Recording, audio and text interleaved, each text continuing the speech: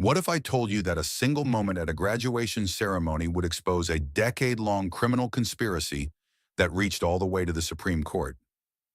Picture this: Catherine Sterling, 8 months pregnant, standing at the podium after graduating law school magna cum laude.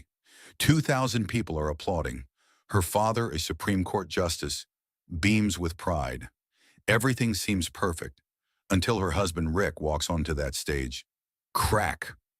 The sound of his hand striking her face echoes through the auditorium, amplified by her wireless microphone. But this wasn't just domestic violence. It was the beginning of the most shocking federal corruption case in recent history. What the audience didn't know was that Rick had been secretly recording his pregnant wife for months, stalking his ex-wife for 7 years, and using his marriage to gain inside information about Supreme Court decisions. His first wife had lost her baby after he pushed her down the stairs, and now he was planning the same fate for Catherine. But Rick made one critical mistake. He underestimated the power of truth when it's witnessed by 2,000 people and recorded on dozens of phones. This is the incredible true story of how one woman's courage to speak up brought down a criminal empire and changed federal law forever. Stay with me, because what happens next will shock you. Crack! The sound of Rick's hand against Kate's face echoed through the silent auditorium as 2,000 graduation guests froze in shock. Catherine Sterling had imagined this moment 1,000 times during her 3 grueling years of law school, but never like this. Standing at the podium with her 8 months pregnant belly barely concealed beneath her graduation gown, she touched her bleeding lip with trembling fingers, while the stunned silence stretched like a taut wire ready to snap. 30 seconds earlier, everything had been perfect. Dean Patricia Walsh had just called her name: Catherine Elizabeth Sterling, graduating magna cum laude. The crowd had erupted in applause.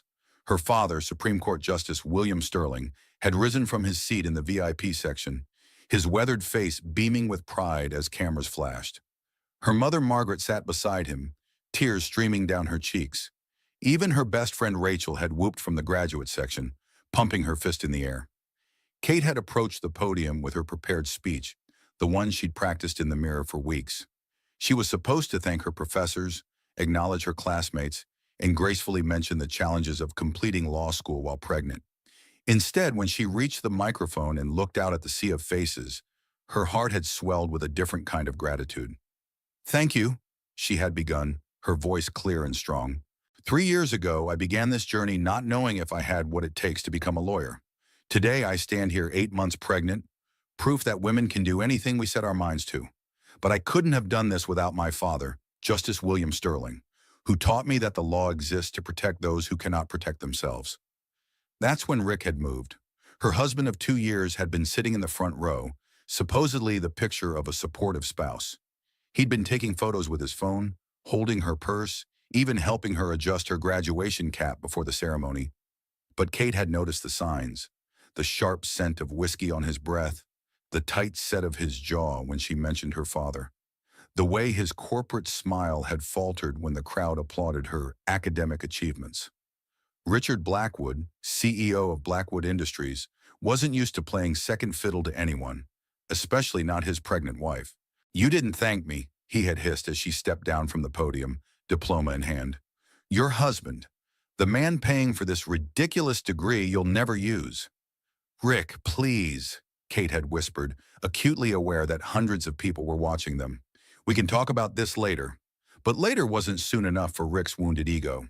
As the dean began calling the next name, Rick's voice had risen above the respectful murmur of the crowd. "You think you're so smart, don't you? Standing up there, embarrassing me with your conditions showing, thanking Daddy instead of the man who actually supports you." "Rick, stop," Kate had pleaded, her free hand instinctively moving to protect her belly. "Please, not here." That's when his hand had connected with her face. Not a momentary loss of control, but a calculated strike designed to remind her who held the power in their marriage. The crack of palm against cheek reverberated through the sound system, amplified by her wireless microphone that she'd forgotten to remove. Now in the aftermath, time seemed suspended. 2,000 people sat frozen in their seats, unsure whether they'd actually witnessed what they thought they'd seen. Phone cameras that had been recording graduation memories suddenly became evidence of assault. Dean Walsh stood paralyzed at the podium, her mouth open in shock. But it was Justice Sterling's reaction that would later be replayed on every news channel in America. The distinguished jurist, known for his measured temperament and careful words, rose slowly from his seat. His voice, trained by decades of courtroom authority, cut through the stunned silence like a blade. "Nobody move. This is now a crime scene." Those 7 words transformed everything. What might have been dismissed as a private marital dispute became a public legal matter, witnessed by thousands and recorded by dozens. Rick's corporate instincts kicked in immediately. Damage control, spin management, crisis communication. But he was operating in a world where his usual tools held no power. "It was an accident," Rick said loudly, his voice carrying clearly in the silent auditorium. "My wife tripped. I was trying to steady her." But the video footage told a different story. 50 phones had captured the moment from different angles, and there was no ambiguity in the evidence. Rick's deliberate movement, the force of the blow, Kate's shocked stumble backward, it was all there in high definition. Security guards began moving toward the stage, but Justice Sterling's authoritative presence commanded the scene. "Call 911, he instructed Dean Walsh, never taking his eyes off his daughter.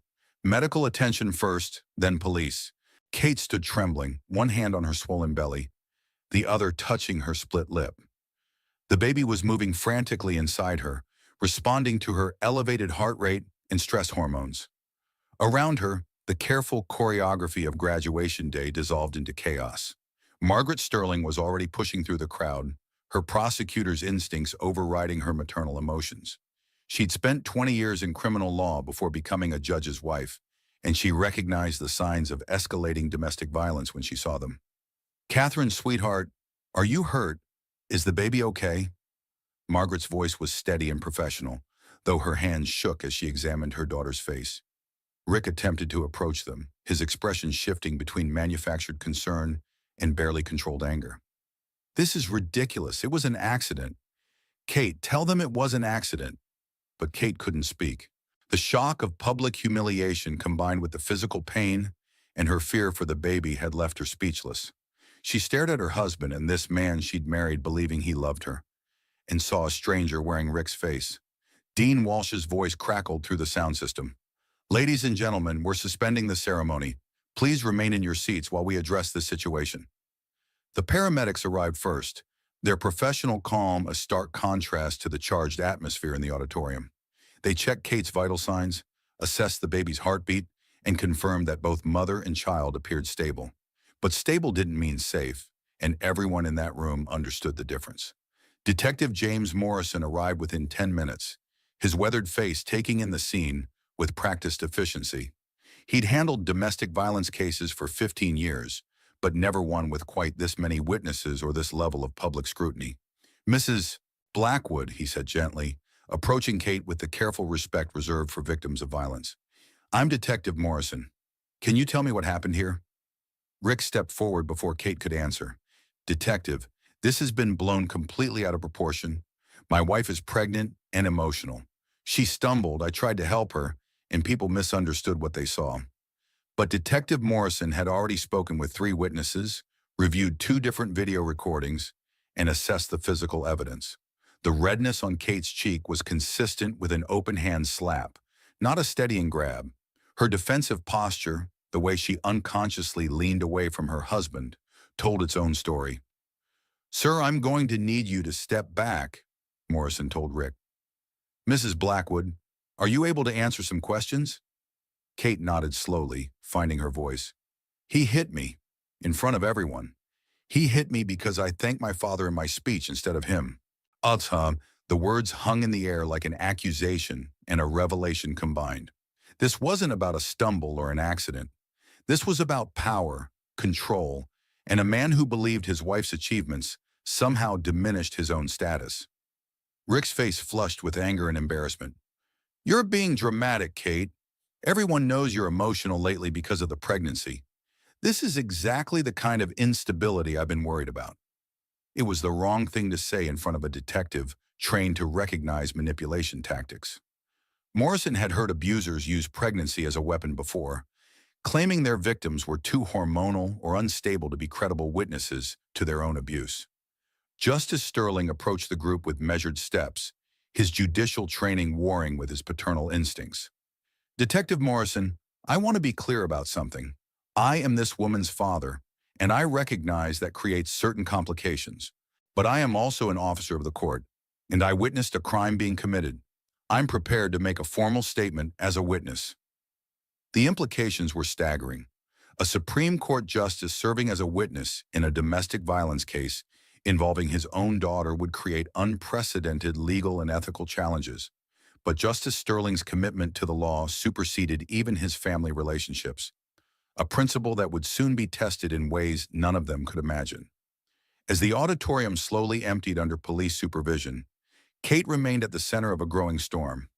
Her graduation day, meant to celebrate 3 years of academic achievement and the promise of a legal career ahead, had become the day her private hell became public knowledge. But in the midst of shock and humiliation, something else began to emerge. For the first time in 2 years of marriage, Kate wasn't alone with Rick's anger. There were witnesses now. There was evidence. There was help. The perfect day had indeed been shattered. But sometimes breaking is the first step toward freedom. Security guards rushed toward Rick as Kate touched her bleeding lip, but Justice Sterling's voice cut through the chaos like a gavel striking wood. Nobody move. This is now a crime scene. The auditorium buzzed with whispers and the clicking of phone cameras as Dean Walsh's voice echoed through the sound system. The graduation ceremony is hereby suspended. Please remain in your seats while authorities address the situation. Kate felt disconnected from her own body, as if she were watching the scene unfold from somewhere above the stage. The baby kicked frantically against her ribs, responding to her racing heartbeat and flood of stress hormones. She pressed her palm against her belly, trying to calm both herself and the child within. "Ma'am, we need to check you and the baby," said one of the paramedics, a kind-faced woman in her 40s. "Can you sit down for me?" They guided Kate to a chair that had been quickly arranged on the stage. The paramedic checked her pulse, blood pressure, and used a portable fetal monitor to assess the baby's condition. The rhythmic whoosh-whoosh of the heartbeat filled the tense air, a sound that should have been comforting, but instead highlighted how much danger they might both be in. "Baby sounds good," the paramedic reported. "Strong heartbeat, normal rhythm, but you're showing signs of acute stress. Any cramping, contractions, unusual pain?" Kate shook her head, though her entire body felt like it was vibrating with tension. "Just scared. He's never done anything like this in public before." The words slipped out before she could stop them, and Detective Morrison immediately stepped closer. "Mrs. Blackwood, when you say in public, are you telling me this has happened in private?" Rick's voice boomed across the stage. "Don't answer that, Kate. You're clearly in shock, and anything you say now could be misunderstood later." But Kate was tired of Rick speaking for her, making decisions for her, controlling every aspect of their life together. For 2 years, she'd convinced herself that his possessiveness was love, his criticism was helpful guidance. His isolation of her from friends and family was natural for a new marriage. The sting on her cheek and the shocked faces of 2,000 witnesses had shattered those careful justifications. "He's very controlling," she told Detective Morrison quietly. "He monitors my phone calls, my emails, where I go. He says it's because he loves me, but it feels like—" She struggled for the word. "Like I'm his property." Margaret Sterling had reached the stage and immediately positioned herself between Rick and her daughter. Her years as a prosecutor had taught her to recognize the signs of escalating domestic violence, and everything about Rick's behavior, his alternating attempts at charm and intimidation, his efforts to control the narrative, his complete lack of concern for Kate's well-being, fit the pattern perfectly. "Detective Morrison," Margaret said, her voice carrying the authority of someone who'd spent decades in criminal courtrooms. "I've observed my son-in-law's behavior toward my daughter for the past 2 years. What happened here today is consistent with a pattern of controlling and emotionally abusive behavior." Rick's face darkened with rage. "You people are unbelievable. I provide for Kate, I support her dreams, I pay for her education, and this is how you repay me? By turning a simple accident into some kind of conspiracy against me?" Mr. Blackwood, Detective Morrison said, his tone remaining professionally neutral. I've reviewed 3 different video recordings of the incident. There was nothing accidental about your actions. Justice Sterling approached the group with careful, measured steps. His presence commanded respect even in this chaotic situation, but Kate could see the struggle in his eyes. As a judge, he understood the importance of remaining impartial and allowing the legal process to unfold. As a father, he wanted to wrap his daughter in his arms and promise that no one would ever hurt her again. Catherine, he said softly, using her full name as he had when she was a child in trouble. I need you to know that what happened here today was not your fault. You have done nothing wrong. Those simple words broke something inside Kate that had been straining for months. Tears began flowing down her cheeks, and she realized she couldn't remember the last time someone had told her she'd done nothing wrong. In Rick's world, everything was her fault. If he was angry, she'd provoked it. If he was disappointed, she'd failed him. If he was embarrassed, she'd humiliated him. Dean Walsh approached the group, her graduation regalia seeming absurd in the current circumstances. Catherine, I want you to know that the entire law school community stands behind you. What happened here today? Well, it's exactly why we need more women in law. To stand up to men who believe they're above accountability. Rick's corporate attorneys would later argue that Dean Walsh's statement represented bias that prejudiced any potential legal proceedings. But in that moment, her support meant everything to a young woman who'd been isolated from her own support network for 2 years. I want to press charges, Kate said suddenly, the words emerging with surprising clarity and strength. I want to press charges against my husband for assault. The statement sent ripples through the remaining crowd of witnesses. Rick's face went white, then red with fury. Kate, you don't mean that. You're upset, you're pregnant, you're not thinking clearly. But Kate had never been thinking more clearly in her life. I mean it. He hit me in front of 2,000 people because I thanked my father instead of him in a speech. If he'll do that here, in public, what will he do when we're alone? Detective Morrison nodded approvingly. Mrs. Blackwood, I'm going to need you to come to the station to make a formal statement. Are you feeling well enough to do that, or would you prefer to wait until tomorrow?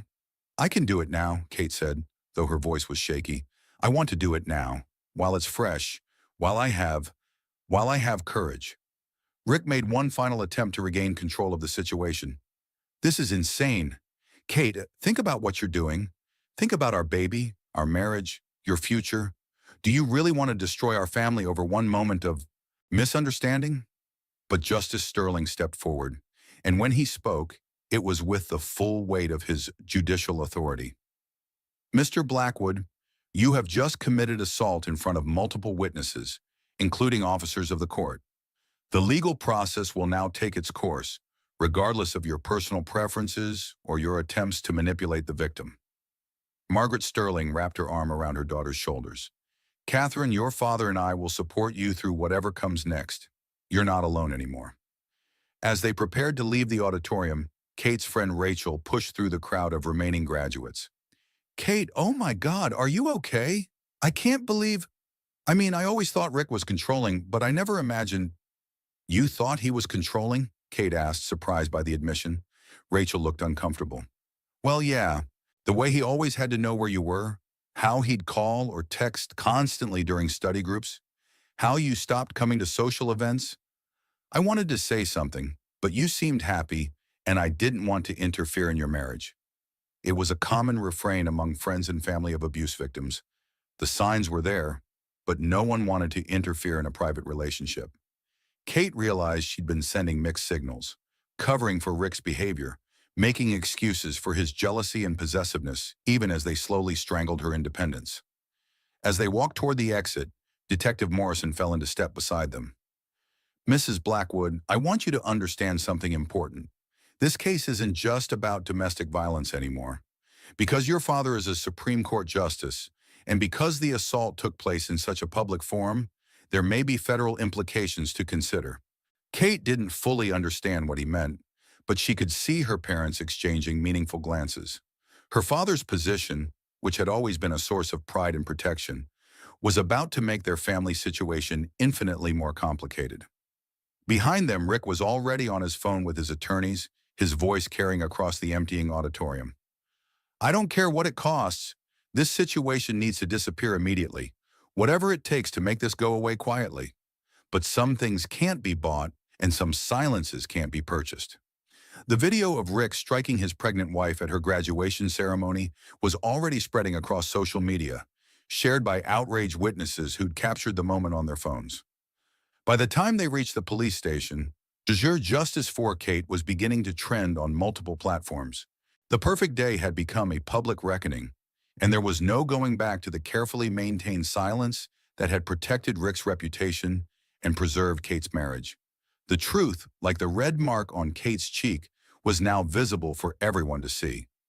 As they prepared to enter the police station, Justice Sterling placed his hand on his daughter's shoulder. "Catherine, what happens next won't be easy, but remember what I taught you about justice. It's not always convenient and it's rarely comfortable, but it's always necessary." Kate nodded, feeling the baby shift inside her, as if responding to the promise of protection and accountability that lay ahead. For the first time in 2 years, she felt like she could breathe freely. "Mrs. Blackwood, I need you to understand something," Detective Morrison said gently as they settled into the interview room at the police station. "This wasn't just domestic violence.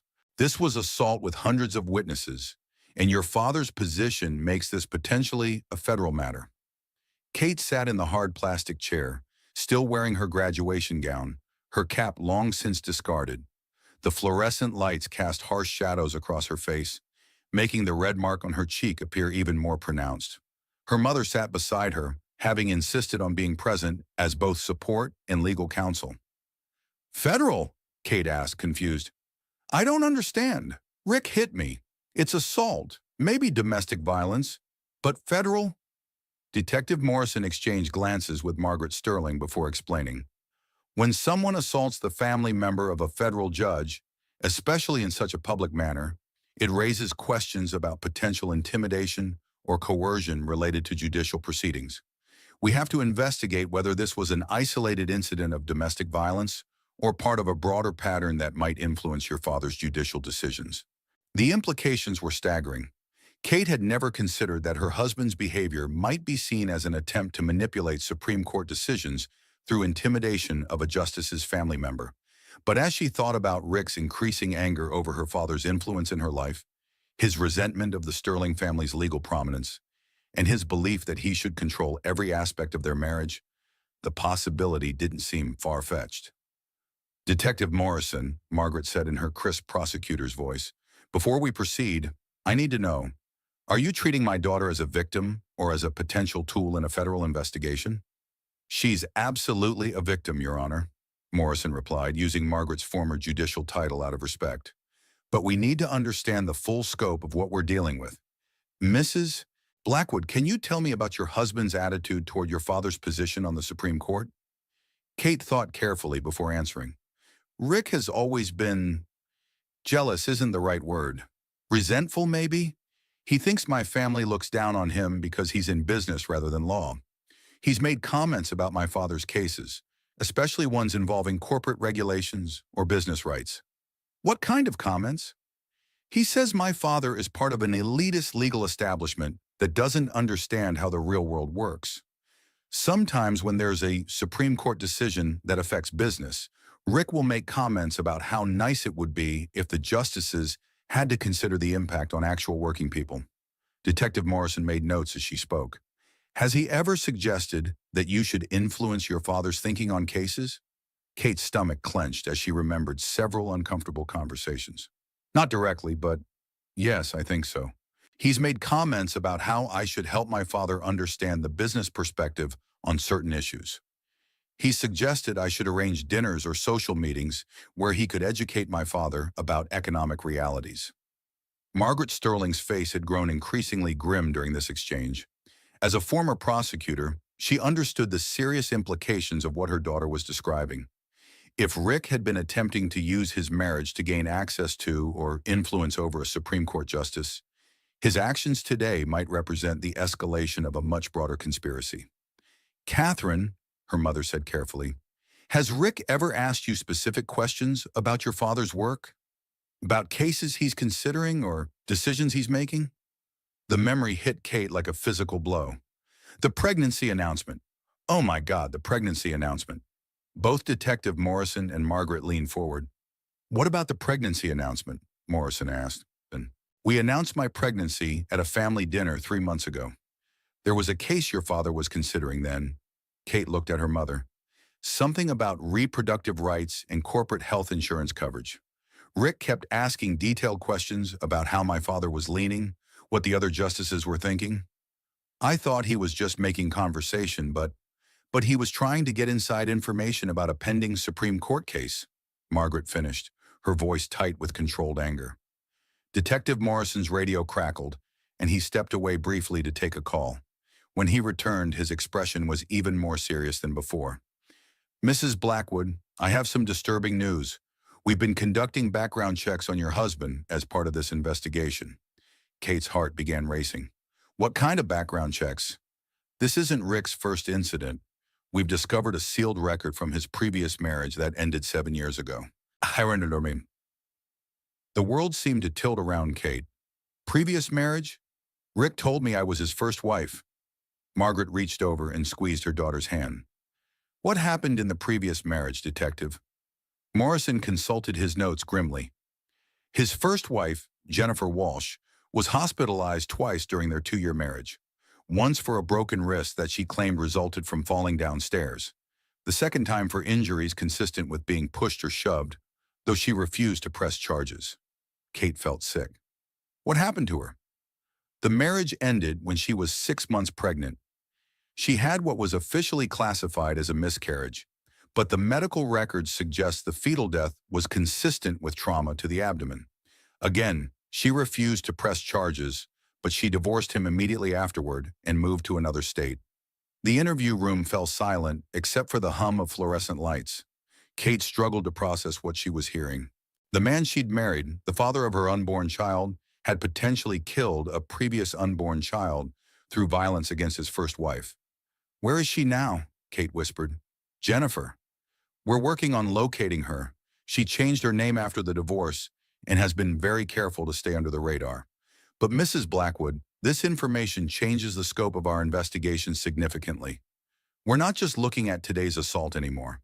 We're looking at a potential pattern of escalating violence toward pregnant women. Margaret Sterling stood up, her prosecutor instincts taking over completely. Detective Morrison, I need to know what protective measures you're putting in place for my daughter immediately. If Rick has a history of violence toward pregnant wives, Catherine and her baby are in serious danger. We're working on a restraining order, but that's just paper. Given the circumstances and the potential federal implications, we're coordinating with the U.S. Marshals Service to ensure proper protection for your family. Kate's head was spinning with the rapid escalation of events. This morning she'd been a law school graduate excited to start her career. Now she was potentially a federal witness in a case involving judicial intimidation and domestic terrorism. There's something else, Detective Morrison continued. Rick's corporate attorneys have already been in contact with the district attorney's office. They're not just handling the assault case, they're preparing a comprehensive legal strategy that appears to involve discrediting you as a witness. What do you mean? Kate asked. They're arguing that your pregnancy makes you emotionally unstable, that your father's position creates bias in the investigation, and that the public nature of the incident represents a conspiracy to damage Rick's reputation and business interests. Margaret Sterling's laugh was bitter and knowing. Classic abuser tactics. When they can't control the victim anymore, they try to destroy her credibility. Detective Morrison nodded. There's more. They've filed preliminary divorce papers that include a custody arrangement giving Rick full custody of your child upon birth, based on claims that you're mentally unstable and under the undue influence of your family's political agenda. Kate felt like she was drowning. Can they do that? Can they take my baby? Not without a fight, Margaret said fiercely. Catherine, you need to understand that Rick is playing a very sophisticated game here. He's using his wealth, his corporate connections, and his legal team to try to intimidate you into backing down from the assault charges. But we have evidence, Kate protested. Hundreds of witnesses, video recordings. Evidence can be disputed, witnesses can be discredited, and video can be explained away by expensive attorneys, Detective Morrison said grimly. Rick is betting that you'll choose to protect your child and your family's reputation over pursuing justice for what he did to you today. Kate looked down at her swollen belly, feeling the baby moving restlessly inside her. 2 hours ago, she'd been thinking about names and nursery decorations. Now she was facing a choice between justice and custody of her own child. "Detective Morrison," she said slowly, "what happens if I refuse to back down? What happens if I pursue this case regardless of the consequences?" Morrison's expression was serious but respectful. "Then we fight. We investigate every aspect of Rick's behavior. We locate and interview Jennifer Walsh. We examine his business practices for evidence of intimidation or coercion. And we build a case that protects not just you, but potentially other women who might become his victims in the future." Margaret Sterling placed both hands on her daughter's shoulders. "Catherine, your father and I will support whatever decision you make. But remember what we taught you about courage. It's not the absence of fear. It's acting in spite of fear, because the cause is just." Kate closed her eyes and felt the baby kick against her ribs, as if urging her forward. When she opened them again, her voice was steady and determined. "Let's fight. Let's build the case. And let's find Jennifer Walsh." Outside the police station, Rick was already implementing his own strategy, unaware that his carefully hidden past was about to become very public knowledge. The battle for truth, justice, and the safety of 2 generations of women was just beginning. Attorney Sarah Beth Coleman delivered devastating news 3 days later as she spread legal documents across the conference table in her downtown office. "Rick's prenuptial agreement isn't just about money, Kate. There's a clause that gives him full custody if you're deemed mentally unstable. And he's already filed papers claiming your father's involvement proves you're unfit." Kate stared at the papers, her 8.5 months pregnant body making it difficult to lean forward comfortably. The prenup she'd signed 2 years earlier, in a haze of romantic excitement, now read like a carefully constructed trap, each clause designed to ensure Rick maintained absolute control over every aspect of their relationship. "I don't understand," Kate said, her voice barely above a whisper. "How can he claim I'm mentally unstable? I just graduated law school magna cum laude." Sarah Beth, a sharp-featured woman in her late 30s who specialized in high-stakes family law, had seen these tactics before. "He's arguing that your decision to involve your father in legal proceedings demonstrates poor judgment and emotional instability. His attorneys are painting a picture of a pregnant woman who can't think for herself and is being manipulated by her politically motivated family." Margaret Sterling, who had insisted on attending this meeting, studied the documents with the practiced eye of someone who'd spent 20 years in criminal law. "This is character assassination disguised as legal strategy. Rick is trying to destroy Catherine's credibility before she can testify against him in the assault case." "It gets worse," Sarah Beth continued, pulling out another folder. "Detective Morrison shared some information with me that Rick's team doesn't know we have yet. Rick has been secretly recording conversations with you for months, Kate. Phone calls, private discussions, even arguments. He's building a case that you're emotionally unstable and influenced by your father's political agenda." The blood drained from Kate's face. "Recording me? How is that legal?" "In this state, it's legal if one party consents to the recording," Sarah Beth explained. "Rick has been documenting what he claims is evidence of your instability, but what actually sounds like a man systematically breaking down his pregnant wife's self-confidence." Kate tried to remember all the private conversations she'd had with Rick over the past months. How many times had she expressed doubts about her abilities, fears about motherhood, concerns about balancing family and career? In the context of a normal marriage, these would be natural anxieties shared between spouses. In Rick's hands, they became evidence of mental instability. "There's something else," Sarah Beth said, her voice taking on a more ominous tone. "We've been investigating Rick's business practices as part of building your defense. What we've found suggests this goes far beyond domestic violence." Detective Morrison entered the conference room at that moment, carrying a thick file and wearing the grim expression of someone who'd uncovered information he wished he hadn't found. "Mrs. Blackwood," he said, taking a seat across from her, "we've made contact with Jennifer Walsh, Rick's first wife. She's agreed to speak with us, but she's terrified. She's been living under an assumed name for 7 years, and she believes Rick has been having her monitored." Kate's hand instinctively moved to protect her belly. Monitored how? Financial surveillance, mostly. Someone has been tracking her credit reports, employment records, and address changes. She's moved 4 times in 7 years, always because she felt like she was being watched. Margaret Sterling's prosecutor instincts were fully activated now. Detective Morrison, are you telling us that Rick has been stalking his ex-wife for 7 years? That suggests a level of obsession and control that goes far beyond normal domestic violence. That's exactly what I'm telling you. And Jennifer's story about her pregnancy, it wasn't a miscarriage. Rick pushed her down a flight of stairs when she was 6 months pregnant because she threatened to leave him. The baby died, and she nearly did too. The room fell silent except for the sound of Kate's labored breathing. She was looking at her future, or what her future could become if Rick's pattern of escalating violence continued unchecked. Sarah Beth leaned forward. Jennifer is willing to testify, but she needs protection. Rick's corporate resources give him the ability to make people disappear, financially if not physically. Detective Morrison nodded. We're working with federal authorities to provide witness protection for Jennifer. Her testimony, combined with the medical records we've recovered and the evidence of ongoing surveillance, paints a picture of systematic abuse and intimidation that spans nearly a decade. But there's a complication, Sarah Beth continued. Rick's legal team has made a preemptive strike.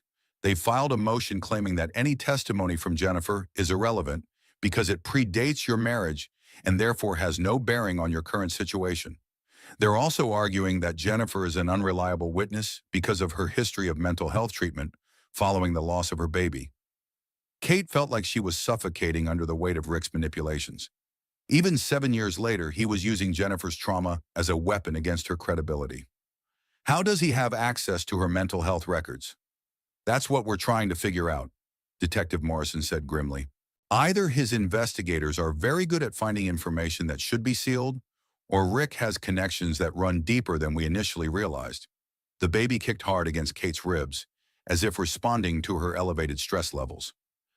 Dr. Emily Harrison had warned her that continued stress could lead to premature labor, but the alternative, backing down and allowing Rick to escape consequences for his actions, felt like a betrayal of every woman who'd ever been victimized by his violence.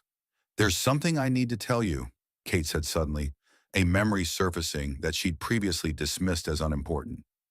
Rick has been asking me about my father's cases for months, not just casual questions, specific, detailed inquiries about pending Supreme Court decisions.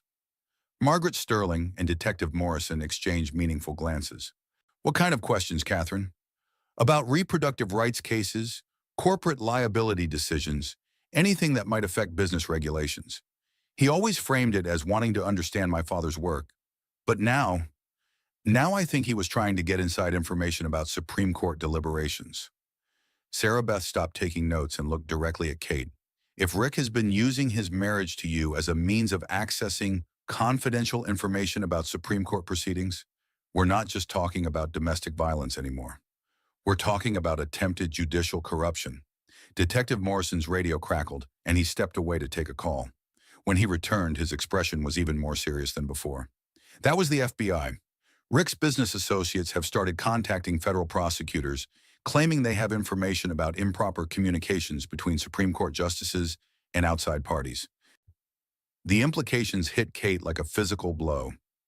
He's trying to destroy my father's career. It appears that way, Morrison confirmed. Rick is using his network of corporate attorneys and business connections to create the impression that Justice Sterling has been sharing confidential information with family members who then pass it along to interested parties. Margaret Sterling stood up abruptly, her face flushed with anger. This is unconscionable. Rick is willing to destroy the integrity of the Supreme Court itself to avoid facing consequences for hitting his pregnant wife. It gets worse, Sarah Beth said, consulting her notes. Rick's attorneys have scheduled a press conference for tomorrow morning. They're planning to present him as the victim of a politically motivated attack by the Sterling family, using his wife as a pawn in a larger game of judicial manipulation. Kate felt overwhelmed by the scope of Rick's strategy. He wasn't just defending himself against assault charges. He was launching a comprehensive attack designed to destroy her credibility, her family's reputation, and potentially her father's judicial career. "What do we do?" she asked, her voice barely audible. Sarah Beth gathered the legal documents with efficient movements. "We fight on every front. We protect Jennifer Walsh. We document Rick's pattern of abuse and intimidation. We expose his business practices. And we prepare for a very public battle that will test every principle your family holds dear." Detective Morrison stood to leave. "Mrs. Blackwood, I need you to understand something. What happens in the next few weeks won't just determine the outcome of your case. It will set precedent for how the justice system handles domestic violence cases involving powerful perpetrators who have the resources to wage legal warfare against their victims." As they prepared to leave the conference room, Kate felt the baby shift inside her, a reminder that she was fighting not just for herself, but for the next generation. Whatever Rick's strategy, whatever resources he brought to bear, she had something he didn't: the truth, and a family who understood that justice sometimes required sacrifice. The war was just beginning, but Kate finally understood the stakes. This wasn't about her marriage anymore. It was about whether wealth and power could override justice, whether victims could be silenced through intimidation and manipulation, and whether the law truly applied equally to everyone. She was ready to find out. Kate woke up to find news vans lined up along her quiet residential street like military vehicles preparing for siege. Her graduation assault video had gone viral overnight, shared across every major social media platform with the hashtag #ChashanJusticeForKate trending nationally. She peered through the bedroom curtains of her childhood home, where she'd been staying since filing the restraining order against Rick 3 days earlier. Reporters with microphones stood on the sidewalk. Camera crews adjusted their equipment, and neighbors she'd known her entire life were being approached for interviews about the Sterling family. "Catherine, don't look at the news coverage," Margaret Sterling called from downstairs. "Sarah Beth is on her way over, and she says Rick's press conference is scheduled for 10 o'clock. But Kate couldn't resist checking her phone. The video had been viewed over 2 million times on various platforms, with comments ranging from supportive messages for domestic violence survivors to conspiracy theories about Supreme Court politics. Someone had created a timeline of Rick's business dealings alongside her father's judicial decisions, looking for connections that didn't exist. The worst part wasn't the public scrutiny. It was seeing her private trauma reduced to clickbait headlines and political commentary. Supreme Court Justice's daughter assaulted at graduation, competed with corporate CEO claims political setup for views and engagement. Dr. Emily Harrison arrived at the house before Sarah Beth, her medical bag and concerned expression immediately focusing on Kate's well-being. "How are you holding up? Any contractions? Changes in the baby's movement?" Kate submitted to the examination, grateful for Dr. Harrison's calm professionalism amid the media chaos outside. "The baby's moving normally, but I feel like I can't breathe sometimes. Everything is happening so fast. Your blood pressure is elevated, which is concerning at this stage of pregnancy," Dr. Harrison said, making notes in Kate's chart. "The stress from this situation could trigger premature labor. We need to consider ways to minimize your exposure to additional trauma." Sarah Beth arrived with Detective Morrison and a woman Kate didn't recognize. A tall, elegant African-American woman in her 50s, wearing the kind of understated but expensive clothing that suggested success in high-stakes professional situations. "Kate, this is Victoria Hamilton," Sarah Beth said. "She's a crisis communications specialist who works with high-profile legal cases. Given the media attention this situation has generated, we need professional help managing the narrative." Victoria Hamilton assessed the situation with the practiced eye of someone who'd handled media circuses before. "The good news is that public opinion is overwhelmingly on your side. Domestic violence advocates, women's rights groups, and legal ethics organizations are all supporting you. The bad news is that Rick's team is about to launch a very sophisticated counter-narrative." She opened her laptop and showed them preliminary coverage from Rick's press conference preparation. "They're framing this as a story about political corruption and judicial bias. Rick is positioning himself as a successful businessman who married into a powerful legal family and discovered evidence of improper influence peddling at the highest levels of government." Detective Morrison looked disgusted. "So he's claiming that assaulting his pregnant wife was somehow justified by his concerns about Supreme Court corruption?" "Not justified," Victoria corrected. "He's claiming it never happened. His story is that Kate accidentally fell during her graduation speech, that he tried to help her, and that the Sterling family saw an opportunity to destroy him before he could expose their alleged corruption. Kate felt sick. But there's video evidence, hundreds of witnesses, which his attorneys are claiming shows nothing more than a concerned husband trying to steady his pregnant wife who stumbled while giving an emotional speech, Victoria explained. They have experts prepared to testify about camera angles, lighting conditions, and the unreliability of eyewitness testimony in emotionally charged situations. The audacity of Rick's strategy was breathtaking.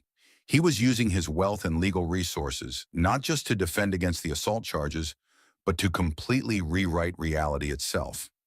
If he could convince enough people that the widely witnessed and recorded assault never happened, he could position himself as the victim of a conspiracy rather than the perpetrator of violence. Sarah Beth spread additional documents across the coffee table. It gets worse. Rick's business associates have started a coordinated social media campaign questioning your father's judicial integrity. They're suggesting that Justice Sterling has been sharing confidential information about pending cases with family members who have business interests. Justice Sterling entered the room at that moment, looking older than Kate had ever seen him. The strain of the past week, watching his daughter be assaulted, seeing his own integrity questioned, facing potential ethical challenges to his judicial career, had taken a visible toll on the distinguished jurist. I've been consulting with the Chief Justice about the ethical implications of my involvement in this case, Chewy said, his voice heavy with exhaustion. There are those who believe I should recuse myself from all pending cases until this matter is resolved. Daddy, no, Kate protested. You can't let Rick destroy your career because he hit me. Justice Sterling sat beside his daughter, taking her hand with the gentle care he'd shown when she was a child with scraped knees and hurt feelings. Catherine, my career is not more important than your safety and the principle that no one is above the law. But I also have a responsibility to the court and to the cases pending before us that affect millions of Americans. Detective Morrison's phone buzzed with an urgent message. Rick's press conference just started. He's broadcasting live on all major networks. Victoria Hamilton pulled up the live stream on her laptop, and they watched in stunned silence as Rick, flanked by expensive attorneys and crisis management specialists, presented his version of events to the world. I married Catherine Sterling because I loved her, not because of her family connections, Rick said, looking directly into the cameras with practiced sincerity. But over the past 2 years, I've witnessed disturbing conversations between my wife and her father about pending Supreme Court cases that could affect American businesses and the economy. Kate watched her husband, soon-to-be ex-husband, lying with the smooth confidence of someone who'd built a career on manipulating perceptions and controlling narratives. He looked wounded, concerned, and completely believable. The incident at my wife's graduation was a tragic accident that occurred when Catherine became dizzy during her speech, and I rushed to help her, Rick continued. The Sterling family immediately saw an opportunity to silence me before I could report my concerns about judicial impropriety to the appropriate authorities. The reporters at the press conference asked pointed questions about the video evidence and witness testimony, but Rick's attorneys deflected each inquiry with references to ongoing investigations and the need to protect the integrity of the judicial system. This is incredible, Margaret Sterling said, her prosecutor's training helping her see through Rick's strategy. He's admitting to having concerns about judicial impropriety, which gives him a motive to record conversations and monitor Catherine's communications. He's turning his stalking and surveillance into evidence of his civic responsibility. Sarah Beth was already taking notes for their response strategy. He's also created reasonable doubt about the assault. If even 5% of potential jurors believe his version of events, it becomes much harder to secure a conviction. Victoria Hamilton closed the laptop and turned to face the group. We need to respond immediately and aggressively. Rick is counting on the fact that lies spread faster than truth, especially when they're wrapped in concerns about political corruption and judicial integrity. Dr. Harrison checked Kate's blood pressure again and frowned at the reading. I'm concerned about the impact this stress is having on both you and the baby. We're at 36 weeks now. Stress-induced labor is a real possibility. The timing couldn't be worse. If Kate went into labor now, while Rick was successfully spinning his narrative to the public, it would provide him with additional ammunition for his claims that she was emotionally and physically unstable. "What do we do?" Kate asked, feeling overwhelmed by the scope of Rick's attack on her family and her reality. Victoria Hamilton's expression was determined. "We tell the truth, and we tell it better than he tells his lies. But it's going to require you to go public, Kate. You'll need to give interviews, make statements, allow yourself to be seen as a real person rather than a political pawn." Justice Sterling squeezed his daughter's hand. "Catherine, whatever you decide, your mother and I will support you completely. But you need to understand that fighting Rick publicly will mean sacrificing any hope of privacy or normal life for you and your baby." Kate looked around the room at the people who'd committed themselves to seeking justice for what Rick had done to her. Her family, her legal team, law enforcement, even medical professionals, they were all willing to fight for the principle that domestic violence was unacceptable, regardless of the perpetrator's wealth or social status. "Schedule the interviews," she said quietly. "If Rick wants to make this a public battle about truth versus lies, then let's make sure the truth has the best possible chance of winning." Outside, the news vans continued their vigil, waiting for the next development in a story that had captured national attention. Inside, a young woman prepared to fight not just for justice, but for the right to define her own reality in the face of a powerful man's attempts to rewrite history itself. The media storm was just beginning, but Kate was no longer willing to be swept away by it. Rick's own mother, Eleanor Blackwood, arrived unannounced at the Sterling family home 2 days after Rick's press conference. The 70-year-old woman stood on the front porch with perfectly styled gray hair, expensive but understated clothing, and eyes that held decades of carefully concealed pain. "I need to speak with Catherine," Eleanor said when Margaret Sterling opened the door. "I have something that will destroy my son's case, but using it will destroy our family forever." Margaret led Eleanor into the living room, where Kate was resting under doctor's orders, her pregnancy now at 37 weeks and her stress levels still dangerously high. Detective Morrison and Sarah Beth Coleman had been called to the house for what Eleanor described as urgent testimony that changes everything. Eleanor Blackwood was not the woman Kate had expected, based on Rick's descriptions of his mother. Instead of the weak, manipulated woman Rick had portrayed, Eleanor carried herself with the quiet dignity of someone who'd survived decades of psychological warfare while maintaining her outward composure. "Catherine, I owe you an apology," Eleanor began, her voice steady but filled with regret. "I've watched my son treat you the same way his father treated me for 40 years, and I said nothing because I was afraid of what Richard would do if I interfered." Detective Morrison leaned forward with interest. "Mrs. Blackwood, are you saying you witnessed a pattern of abusive behavior from your son toward his wife?" Eleanor opened her expensive handbag and removed a small digital recording device. "I'm saying I documented it. For 2 years, I've been recording Richard's phone calls to me where he complained about Catherine's behavior, described his methods of controlling her, and detailed his plans to use their marriage to gain access to Supreme Court information." The room fell silent as the implications of Eleanor's statement sank in. Rick's own mother had been building a case against him, collecting evidence of his abuse and potentially criminal behavior. "Why?" Kate asked, her voice barely above a whisper. "Why would you record your own son?" Eleanor's composed facade cracked slightly, revealing the pain beneath. "Because I spent 40 years married to Richard's father, and I watched my son learn every single technique of psychological abuse and control from a master practitioner. I swore that if I ever had the chance to stop the cycle, I would take it." Sarah Beth Coleman activated her own recording device with Eleanor's permission. "Mrs. Blackwood, I need you to understand that anything you tell us could be used in legal proceedings against your son. Are you certain you want to proceed?" Eleanor nodded firmly. "I'm 70 years old, Ms. Coleman. I've spent my entire adult life protecting men who didn't deserve protection while watching them destroy women who did. I'm ready to tell the truth." She pressed play on her digital recorder, and Rick's voice filled the room with chilling clarity. "Mother, Catherine is becoming a problem. She thinks graduating law school makes her independent, but she needs to understand that I control every aspect of our life together. The money, the house, even access to her precious father. It all goes through me." Eleanor's voice on the recording was carefully neutral. "Richard, marriage is supposed to be a partnership." "Partnership?"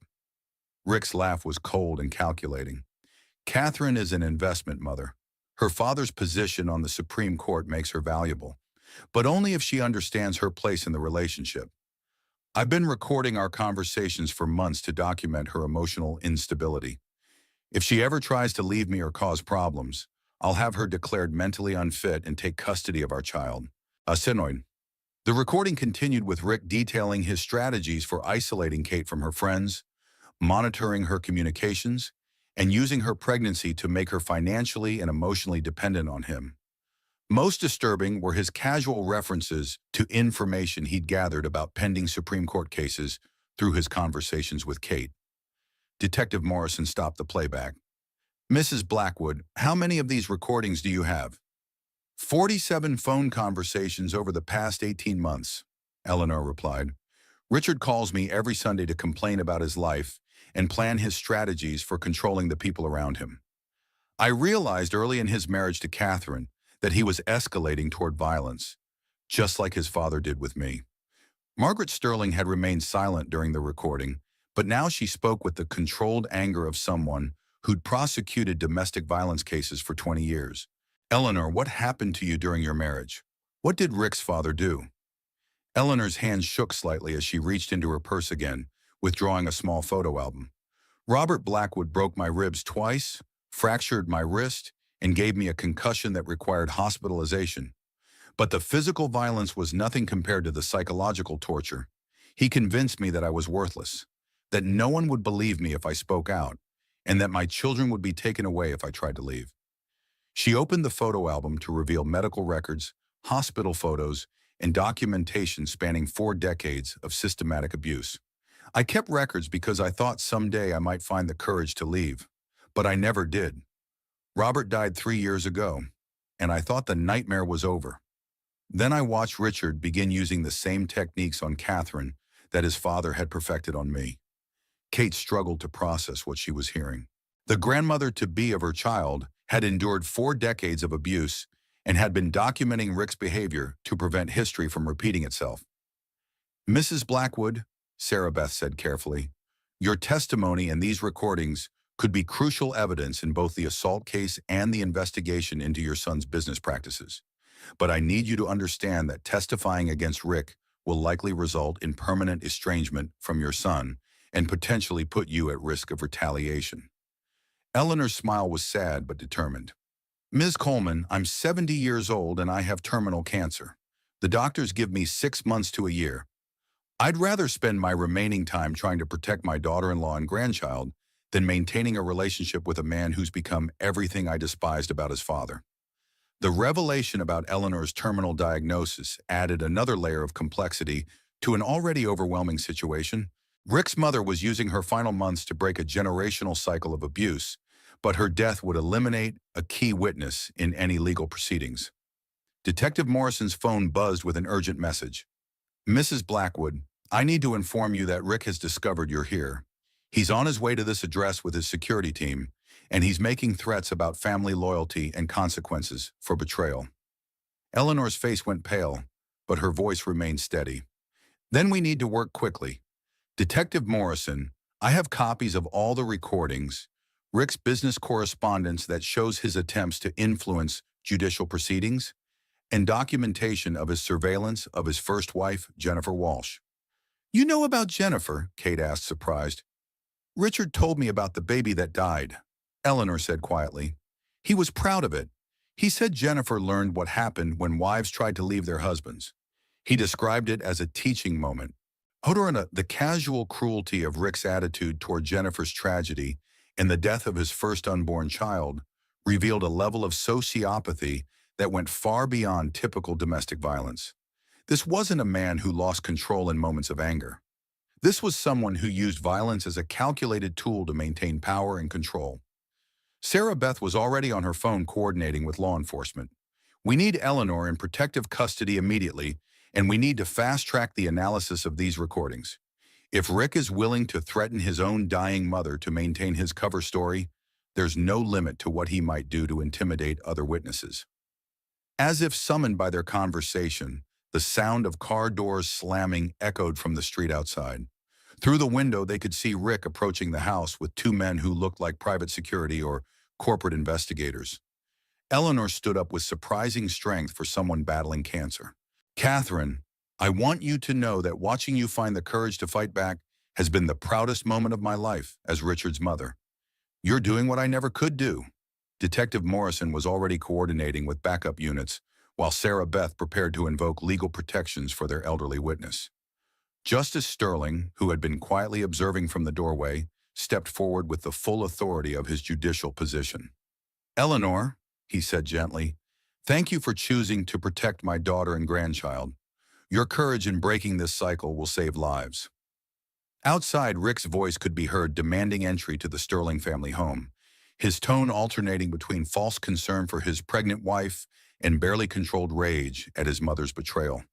But inside, the truth was finally being documented and preserved by people who understood that some silences are more dangerous than any truth. Eleanor Blackwood had spent 40 years as a victim of domestic violence. In her final months, she was choosing to become a survivor and protector instead. The cost would be enormous, but the principle was simple. No more women would suffer what she had suffered if she could prevent it. The battle lines were now clearly drawn, and Rick was about to discover that his own family's loyalty had limits that his cruelty had finally exceeded. "Your Honor," Sarah Beth Coleman announced as she stood before Judge Theodore Brennan 6 weeks later, "we're not just seeking justice for domestic violence. We're exposing a pattern of abuse that spans decades and multiple victims." The courtroom was packed with media representatives, domestic violence advocates, legal observers, and curious spectators drawn by the high-profile nature of the case. Kate sat at the plaintiff's table, her 6-week-old daughter, Emma, sleeping peacefully in her arms despite the surrounding chaos. The baby's presence served as a powerful reminder of what was at stake in these proceedings.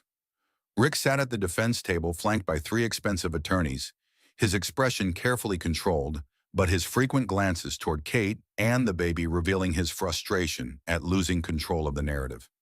Eleanor Blackwood's recordings had been ruled admissible evidence despite his legal team's vigorous objections, and Jennifer Walsh's testimony via secure video link had been devastatingly effective. Judge Brennan, a colleague of Justice Sterling's, but with no personal relationship to the family, had been selected specifically to avoid any appearance of judicial bias. His reputation for fairness and his experience with complex domestic violence cases made him an ideal choice for proceedings that would likely set important legal precedents.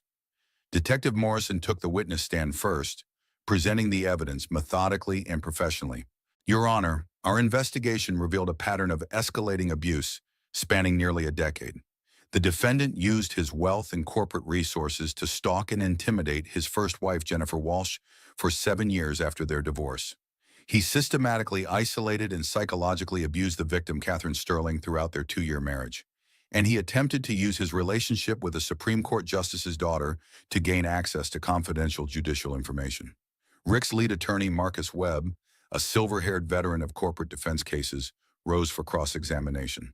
"Detective Morrison, isn't it true that all of your so-called evidence of stalking and intimidation consists of unsubstantiated claims by a mentally unstable ex-wife and secret recordings made by a dying woman with a documented history of psychiatric treatment?" It was exactly the kind of attack on victim credibility that domestic violence advocates had warned about. But Detective Morrison had prepared for these tactics. "Mr. Webb, Jennifer Walsh's mental health treatment was specifically related to trauma from domestic violence, including the loss of her unborn child due to physical assault by your client. Eleanor Blackwood's recordings were made over 18 months and show clear evidence of premeditation and systematic abuse. These aren't isolated incidents. They represent a documented pattern of criminal behavior." The prosecution had built their case carefully, presenting evidence in a logical progression that painted an undeniable picture of Rick's true character. Financial records showed his use of corporate resources to monitor Jennifer Walsh's activities. Phone records documented his surveillance of Kate's communications. The graduation ceremony video, enhanced by FBI forensic specialists, clearly showed the deliberate nature of his assault on his pregnant wife. But Rick's defense team had resources of their own, and they weren't simply denying the charges. They were constructing an alternative reality where Rick was the victim of a politically motivated conspiracy. "Ladies and gentlemen of the jury," Marcus Webb said during his opening statement, "my client, Richard Blackwood, is a successful businessman who made the mistake of marrying into one of America's most powerful legal families. When he discovered evidence of potential judicial impropriety involving Supreme Court Justice William Sterling, he became a target for destruction. It was a sophisticated strategy that played on public skepticism about political corruption while positioning Rick as a whistleblower rather than an abuser." Webb presented carefully edited portions of Eleanor's recordings that made Rick sound concerned about judicial ethics rather than planning systematic abuse. He brought in corporate colleagues who testified about Rick's character and business integrity. He even produced a psychiatrist who suggested that Kate's pregnancy hormones might have made her more likely to misinterpret normal marital tensions as abuse. The strategy might have worked if not for Eleanor Blackwood's testimony. Despite her terminal cancer diagnosis and obvious physical frailty, Eleanor took the witness stand with quiet determination. Sarah Beth guided her through decades of documented abuse, the careful records she'd kept, and her decision to protect her daughter-in-law and grandchild from the violence that had defined her own marriage. "Mrs. Blackwood," Sarah Beth asked, "why did you wait 40 years to report the abuse you suffered?" Eleanor's voice was barely above a whisper, but her words carried clearly through the silent courtroom. "Because I believed what my husband told me, that no one would believe me, that I deserved what happened to me, and that speaking out would only make things worse. I watched my son learn those same techniques of control and intimidation, and I realized that my silence had helped create another abuser." Marcus Webb's cross-examination of Eleanor was aggressive and clearly calculated to discredit her testimony by suggesting her terminal illness had affected her mental capacity.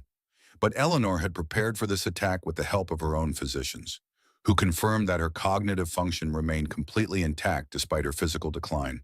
The most devastating moment came when Eleanor played one of Rick's recorded phone calls where he bragged about Jennifer Walsh's miscarriage.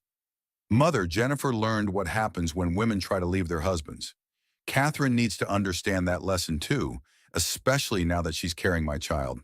The courtroom fell completely silent as Rick's own words revealed his true character. Several jurors were visibly disturbed by the casual cruelty in his tone, and the defense team's attempts to claim the recording was taken out of context seemed weak and desperate. Jennifer Walsh's video testimony from her secure location provided additional confirmation of Rick's pattern of abuse. Despite Marcus Webb's attempts to discredit her as mentally unstable, her detailed account of Rick's escalating violence and her description of the assault that killed her unborn child was compelling and consistent with medical records from her hospitalization. "Mr. Blackwood didn't just push me down the stairs," Jennifer testified via secure video link. "He told me afterward that if I ever tried to leave him again, he would make sure I lost everything. My reputation, my financial security, even my life if necessary. I believed him then, and I believe him now." The prosecution's case was methodical and overwhelming, but Rick's defense team had one final strategy that caught everyone by surprise. They produced Kate's college roommate, Sandra Phillips, who testified that Kate had struggled with anxiety and depression during law school and had made statements about her father's Supreme Court cases that suggested she was sharing confidential information with her husband. It was exactly the kind of character assassination that domestic violence survivors feared most, using their private struggles and vulnerabilities against them in legal proceedings. Sandra's testimony implied that Kate was emotionally unstable and had been improperly sharing judicial information with Rick, which supported his claims of being concerned about judicial ethics. Sarah Beth's cross-examination of Sandra was swift and brutal. "Ms. Phillips, how much money did the defendant pay you for this testimony?" Sandra's face flushed with embarrassment. "I wasn't paid. I was just asked to tell the truth about Catherine's behavior in law school." "The truth?" Sarah Beth produced financial records showing a $50,000 payment from one of Rick's corporate accounts to Sandra's personal bank account just 1 week before her testimony. "Is $50,000 your usual fee for telling the truth about former roommates?" The revelation that Rick had bribed a witness to testify against Kate was the final nail in his defense strategy. Even his own attorneys looked shocked by the evidence of witness tampering, and Judge Brennan immediately ordered a recess to consider contempt charges against the defense team. As they prepared to resume testimony, Kate felt baby Emma stirring in her arms. The 6-week-old had slept through most of the proceedings, but now she was waking up and would soon need to be fed. The timing seemed symbolic, new life demanding attention and care, while the legal system worked to hold accountable those who threatened the vulnerable. "Sarah Beth," Kate whispered, "I want to testify. I want the jury to hear from me directly about what Rick did and why it matters." Taking the witness stand as a new mother while testifying against her abusive ex-husband would be one of the most difficult things Kate had ever done. But she was ready to speak her truth, regardless of the personal cost. The battle for justice was entering its final phase, and Kate was determined that her voice would be heard above Rick's lies and manipulations. From her hospital bed where she'd given birth to Emma just 3 weeks earlier, Kate had made a decision that shocked everyone. "I'm not just fighting for custody, I'm pressing federal charges for conspiracy and racketeering based on Rick's systematic abuse of power." Now, taking the witness stand with her infant daughter in the courthouse nursery nearby, Kate faced the most important testimony of the entire case.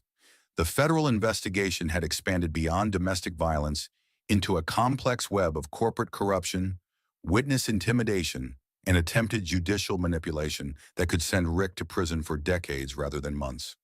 U.S. Attorney Patricia Vance, who had taken over the federal aspects of the prosecution, guided Kate through her testimony with the skill of someone who'd spent 15 years prosecuting organized crime cases. The scope of Rick's criminal enterprise was far broader than anyone had initially realized. "Mrs. Sterling," Attorney Vance said, using Kate's maiden name, which she'd resumed after the divorce, "can you describe how your ex-husband used your relationship with Supreme Court Justice William Sterling to gain access to confidential judicial information?" Kate's voice was steady despite the emotional weight of her testimony. "Rick would ask me seemingly casual questions about my father's work, which cases he was considering, how he was likely to vote, what discussions were happening among the justices. At first, I thought he was just interested in my family's work, but over time, I realized he was systematically gathering intelligence about Supreme Court deliberations. The federal prosecutors had uncovered evidence that Rick had been sharing this information with corporate clients and business associates, essentially selling access to Supreme Court intelligence through his marriage to a justice's daughter. SEC investigations had revealed suspicious trading patterns in several corporations that corresponded directly with Rick's access to advance information about pending judicial decisions. Marcus Webb rose for cross-examination, but his usual aggressive tactics were complicated by the presence of federal prosecutors and the overwhelming evidence of his client's criminal enterprise. "Mrs. Sterling, isn't it possible that you misinterpreted your husband's natural interest in current legal affairs as something more sinister?" Kate had prepared for this question with the help of her legal team. "Mr. Webb, my ex-husband recorded our private conversations for 18 months and used those recordings to build a case that I was mentally unstable. He monitored my phone calls, emails, and text messages. He isolated me from friends and family members who might have questioned his behavior. This wasn't casual interest. It was systematic intelligence gathering and psychological manipulation." The federal case had transformed Rick from a domestic violence defendant into the target of a major organized crime investigation. FBI financial analysts had traced millions of dollars in suspicious transactions connected to Rick's corporate network. Wiretaps authorized under federal racketeering statutes had captured conversations between Rick and his associates, discussing ways to intimidate witnesses and manipulate legal proceedings. Detective Morrison, now working with federal agents, presented evidence that Rick had been using corporate resources to conduct surveillance not just on Jennifer Walsh and Kate, but on several other individuals connected to Supreme Court cases that affected his business interests. "Your Honor," Detective Morrison testified, "the defendant established what amounts to a criminal enterprise designed to corrupt judicial proceedings through intimidation, bribery, and the systematic gathering of confidential information. This goes far beyond domestic violence. It represents a direct attack on the integrity of our legal system."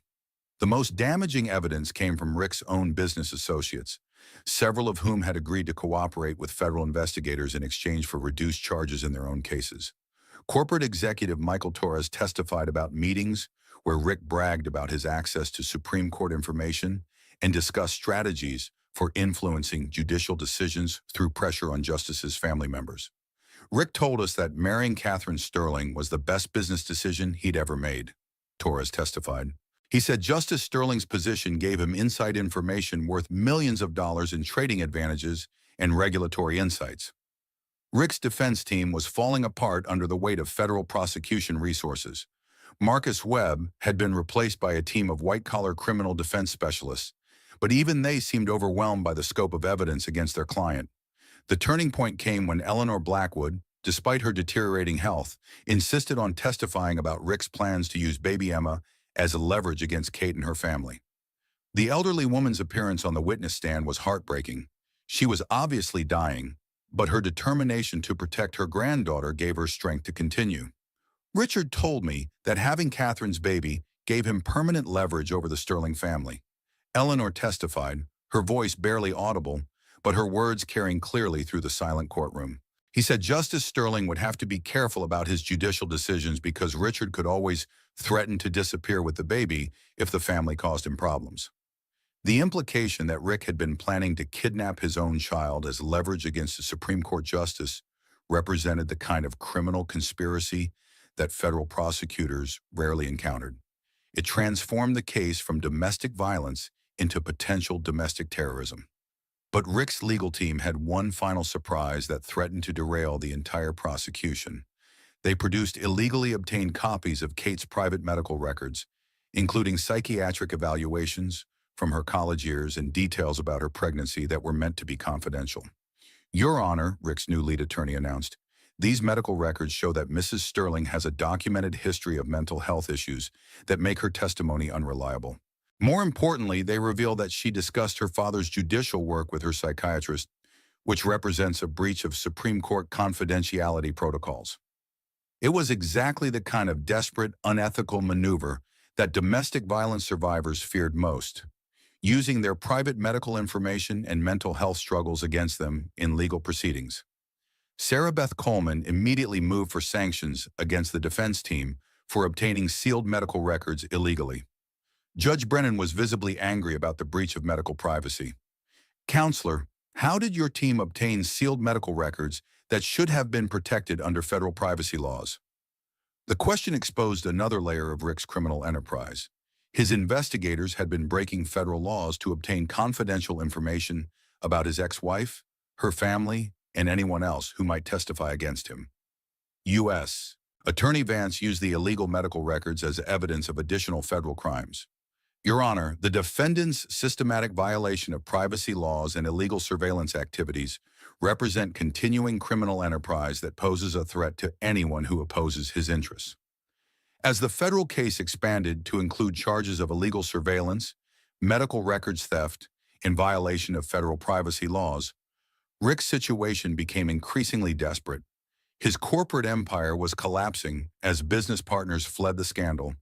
His legal bills were mounting into the millions, and the evidence against him was overwhelming. But Kate wasn't interested in Rick's financial destruction. She wanted justice for the pattern of abuse that had nearly destroyed her life and threatened the safety of her daughter. When she concluded her testimony, she looked directly at Rick for the first time since the trial began. "I married you because I thought you loved me," she said, her voice carrying across the silent courtroom. "But you never loved me. You saw me as an investment opportunity and a source of power. What you did to me at graduation wasn't an isolated incident. It was the inevitable result of 2 years of systematic abuse designed to break my spirit and make me compliant with your criminal enterprise." The federal jury would deliberate for 3 days before returning verdicts on dozens of charges ranging from domestic violence to racketeering conspiracy. But regardless of the outcome, Kate had already won the most important victory. She had found her voice, protected her daughter, and helped expose a criminal enterprise that had been operating in the shadows of America's legal system. The fight for everything had become a fight for justice itself, and Kate was no longer afraid of ladies and gentlemen of the jury. Federal prosecutor Patricia Vance began her closing argument 3 months after the trial began. This case isn't about one slap at a graduation ceremony. It's about a man who believed his wealth and power put him above the law, even when that law was represented by a Supreme Court justice. The courtroom was packed beyond capacity, with overflow crowds watching live broadcasts in adjacent rooms. What had begun as a domestic violence case had evolved into one of the most significant federal corruption prosecutions in recent memory. Rick faced 47 separate charges ranging from domestic violence and witness tampering to racketeering conspiracy and attempted corruption of federal judicial proceedings. Kate sat in the front row holding 4-month-old Emma, surrounded by the team of advocates, attorneys, and law enforcement officials who had fought alongside her for justice. Eleanor Blackwood sat beside her in a wheelchair, her cancer having progressed rapidly during the trial proceedings, but her determination to see justice done, keeping her present for the verdict. Rick's defense team had spent millions of dollars on expert witnesses, character testimony, and sophisticated legal strategies, but the evidence against him was overwhelming. FBI surveillance had captured him discussing plans to flee the country with Emma if the trial went badly.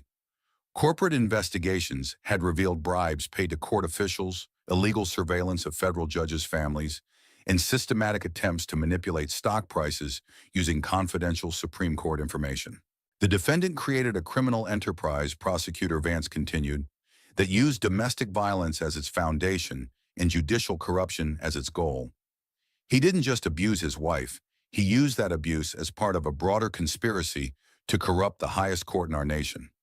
Marcus Webb, who had returned to lead Rick's defense after his replacement proved ineffective, made a final desperate argument that his client was being prosecuted for domestic violence that should have been handled in state court, not federal conspiracy charges that carried decades in prison.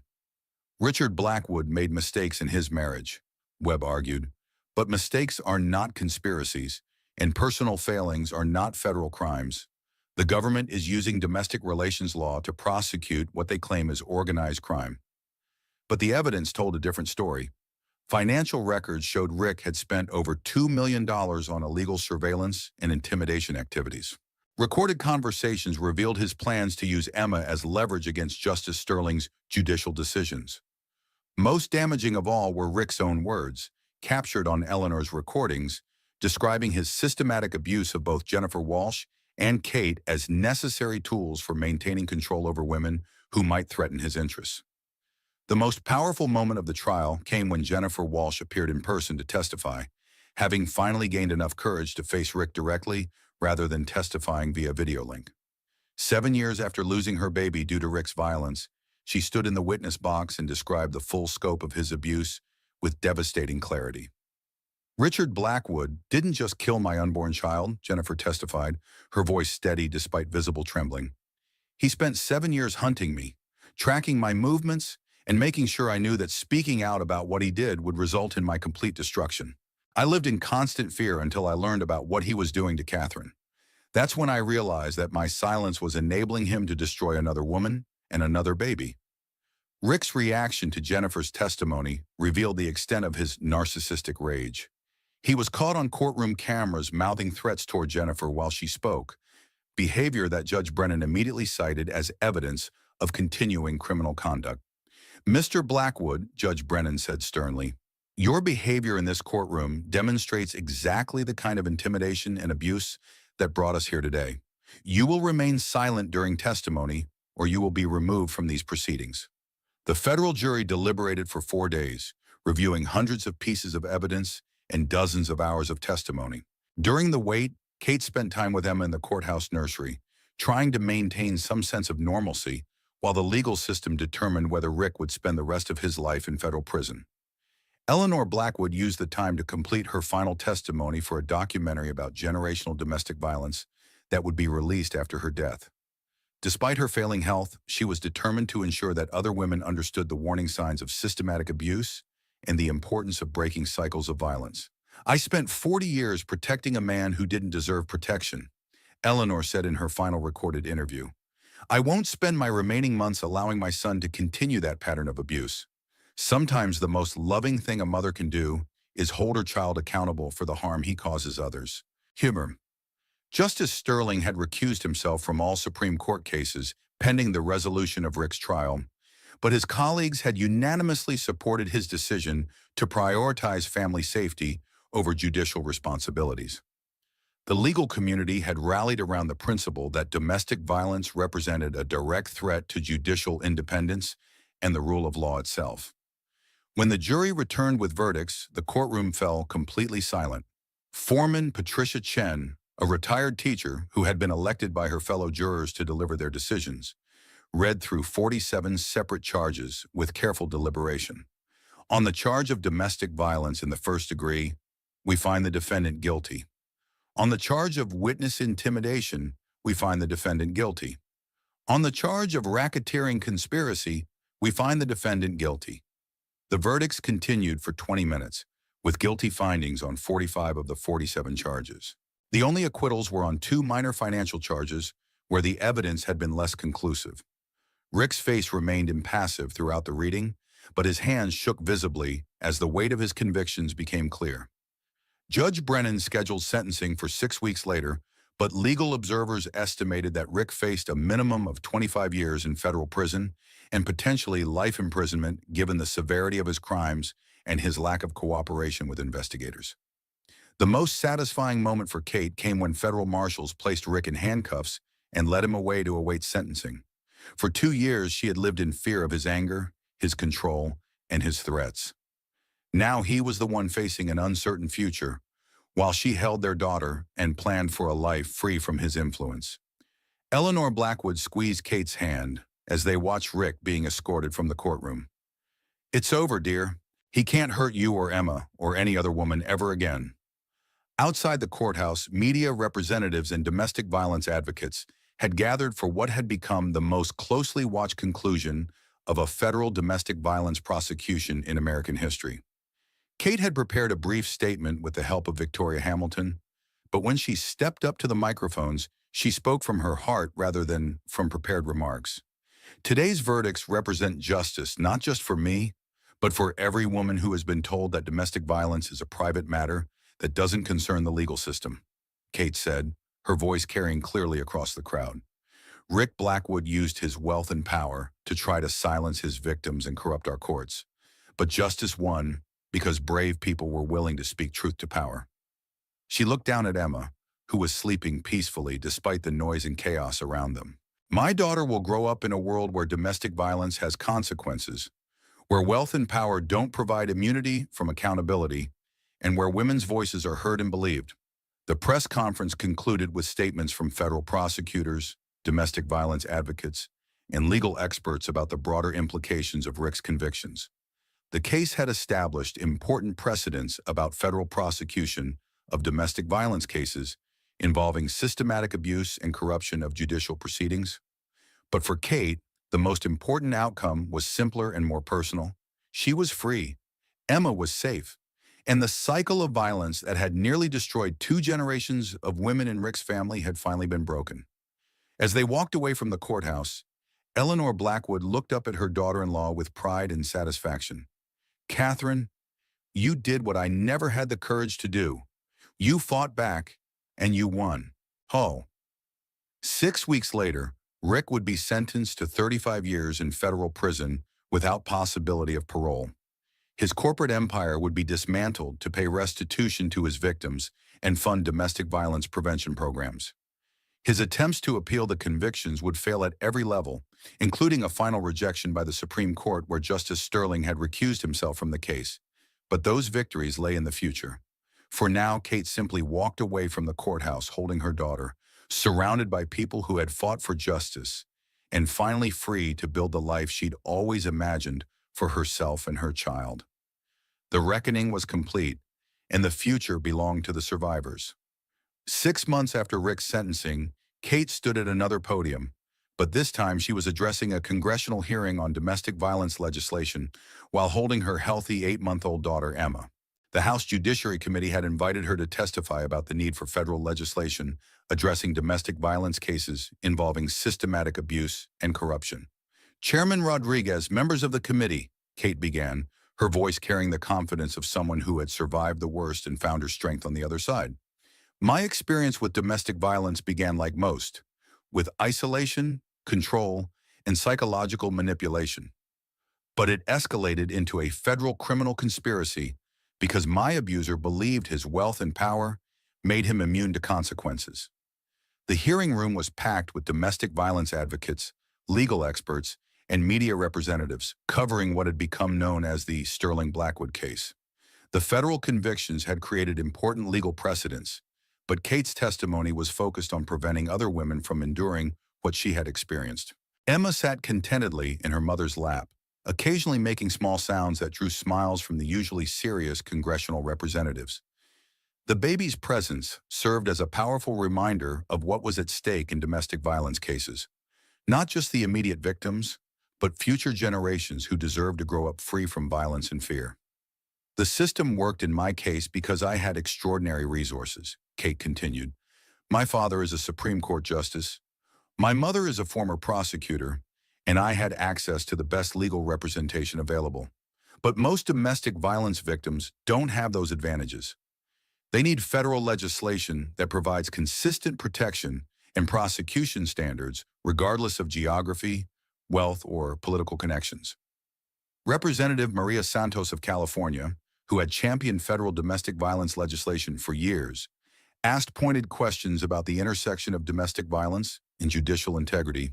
Mrs. Sterling, how did your abuser's attempts to corrupt judicial proceedings affect your father's ability to serve on the Supreme Court? Kate had anticipated this question and had discussed her response with Justice Sterling beforehand. Representative Santos, my father recused himself from multiple cases during the investigation and trial to avoid any appearance of judicial bias. But the real threat to judicial integrity comes from allowing abusers to use family relationships as tools for corruption. Federal legislation needs to address not just the violence itself, but the systematic abuse of legal and political connections.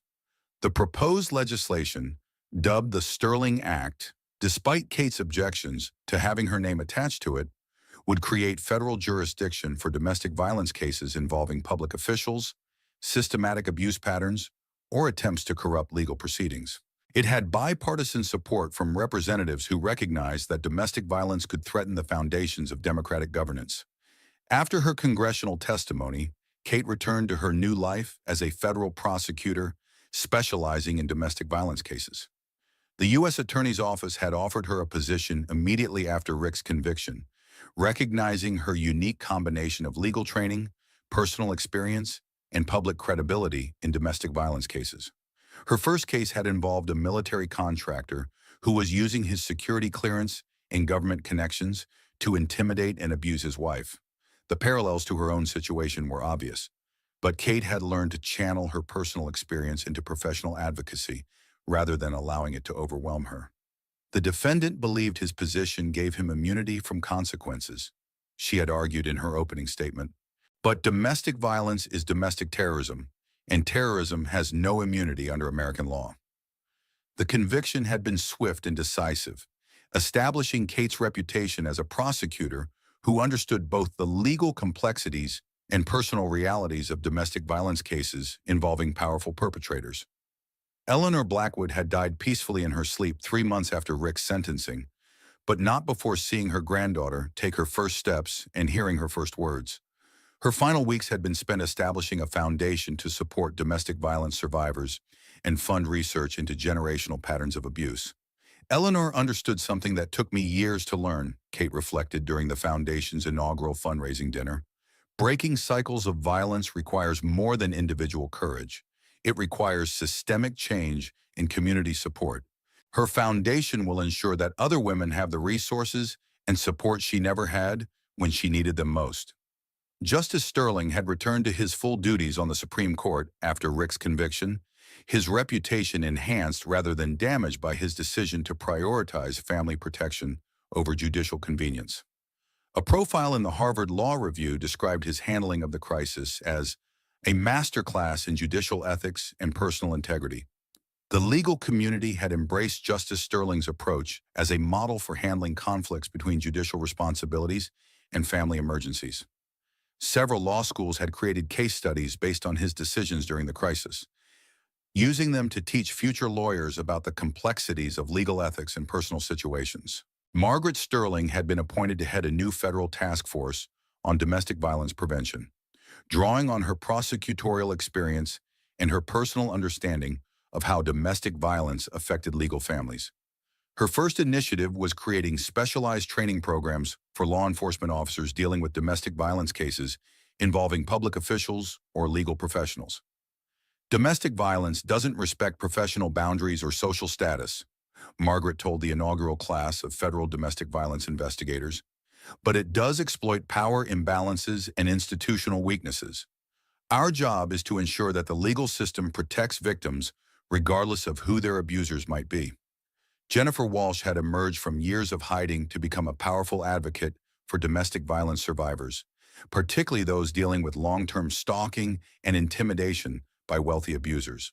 Her testimony in Rick's trial had been so compelling that she'd been invited to speak at conferences across the country about surviving systematic abuse. Rick Blackwood stole 7 years of my life through fear and intimidation, Jennifer told audiences. But watching Catherine Sterling fight back gave me the courage to reclaim my voice and help other women find theirs. The ripple effects of Rick's conviction continued to spread through corporate and legal communities. Several of his business associates had been indicted on related charges, and SEC investigations had uncovered widespread corruption involving the illegal use of confidential judicial information for financial gain. Rick himself had been transferred to a maximum security federal prison in Colorado, where he was serving his 35-year sentence in relative isolation. His appeals had been exhausted, his corporate empire had been liquidated to pay restitution to victims, and his attempts to maintain contact with Emma through prison correspondence had been blocked by court order. But the most important changes were personal ones. Kate had moved into a new house near her parents, creating a safe and stable environment for Emma, while maintaining her independence as a single mother and federal prosecutor. The house had a large garden where she planned to teach Emma to grow vegetables and flowers, creating beauty and sustenance from careful nurturing and patient work. Emma was thriving, showing no signs of the trauma that had surrounded her birth. She was walking confidently, beginning to speak in simple sentences, and displaying the kind of fearless curiosity that suggested she would grow up feeling safe and loved rather than controlled and intimidated. "She looks like you at that age," Justice Sterling observed during one of their regular Sunday dinners. "But she has a confidence that you had to fight to develop. She's growing up knowing she's safe and valued and heard." The observation was true. Emma was developing in an environment where women's voices were respected, where strength was celebrated rather than punished, and where love was demonstrated through support rather than control. She would never know the fear that had defined her mother's marriage, because that fear had been replaced by justice and healing. On the first anniversary of Rick's conviction, Kate stood once again at a graduation ceremony, this time Emma's first birthday party, surrounded by friends and family who had supported them through the darkest period of their lives. Dean Walsh, now retired, had attended with news that the law school was establishing a scholarship for domestic violence survivors in Kate's name. "I know you probably don't want your name on another program," Dean Walsh said with a smile, "but your courage inspired a generation of law students to understand that legal advocacy can literally save lives." As the party wound down and Emma fell asleep in her arms, Kate reflected on the journey that had brought them to this moment. The graduation ceremony where Rick had struck her seemed like it had happened in another lifetime, to a different person who had accepted control and intimidation as the price of marriage and security. That woman was gone, replaced by someone who understood that true security came from justice, that real love was demonstrated through support rather than control, and that courage was not the absence of fear, but the decision to act in spite of fear when the cause was just.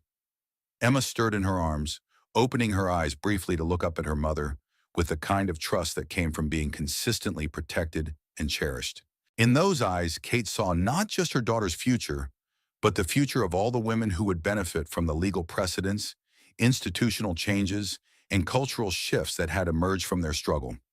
The perfect day had indeed been shattered by Rick's violence, but from the broken pieces, something stronger and more beautiful had emerged. Justice had been served, cycles of violence had been broken, and a new generation was growing up in a world where domestic violence had consequences and women's voices were heard and believed. As the sun set on this anniversary of survival and justice, Kate held her daughter close and looked toward a future filled with possibilities that Rick's control had never been able to imagine or contain. They were free, they were safe, and they were home. The story that had begun with the crack of a hand against a face at a graduation ceremony had ended with the sound of a baby's laughter and the promise of justice for generations to come. Some endings are also beginnings, and some victories create the foundation for even greater triumphs yet to be won. In the quiet of evening, with Emma sleeping peacefully in her arms, Kate Sterling knew that she had kept the most important promise she had ever made: to break the cycle of violence and create a world where her daughter could grow up fearless, valued, and free. The silence was no longer shattered. It had been replaced by something much more powerful: the sound of truth, justice, and new life beginning. If Catherine's story of courage and justice inspired you, hit that like button to support survivors of domestic violence. Share this video with someone who needs to hear that their voice matters and that justice is possible, even against the most powerful opponents. And don't forget to subscribe and ring the notification bell, because stories like these remind us why truth and accountability matter more than wealth and power. Your support helps these important stories reach people who need hope and inspiration. What did you think of Catherine's incredible journey from victim to federal prosecutor? Let me know in the comments below.